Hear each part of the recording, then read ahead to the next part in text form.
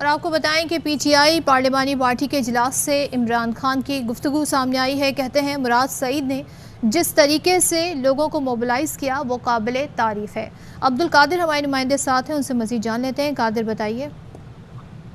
देखिए, chairman PTI Imran Khan की ज़ेर सदारत पार्लिमानी पार्टी का अहम इजलास से चंद लम्हा पहले खत्म हुआ है। इस इजलास में खिताब करते हुए इमरान खान ने अपनी मुमकिन गिरफ्तारी के खदशे का इजहार किया और उन्होंने कहा कि इनका इरादा था कि मुझे रात 3-4 बजे के करीब गिरफ्तार किया जाए, लेकिन मुराद सईद ने और दीगर साथियों ने जिस तरह से लोगों को मोबिलाइज किया वो काबिल तारीफ है। उन्होंने कहा कि जिस तरह के इकदाम हुकूमत की जानिब से उठाए जा रहे हैं उससे पार्टी और ऊपर चली गई है।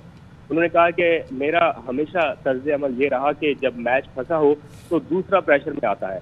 उन्होंने शहबाज गिल पर जो तशद्दुद हुआ मुमकिन तौर पर या मुबैना तौर पर, उसका भी हवाला देकर कहा कि ये मेरे खिलाफ पर्चे कटवा रहे हैं और कोई ना कोई सबूत ढूंढना चाहते हैं जिसमें मुझे ये फंसा सके। उन्होंने कहा कि अवाम में जितनी तहरीक इंसाफ को मकबूलियत मिल चुकी है वो पहले कभी किसी जमात को नहीं मिली। उन्होंने अपने सारे साथियों से ये दरख्वास्त की है कि मुल्क में इनकलाब आ रहा है और आप सबको इस इनकलाब का, इस तारीख का हिस्सा बनना है और एक कॉल होगी और लोग सड़कों पर निकल आएंगे। इस तरह का मैकेनिज्म बनाया जाएगा।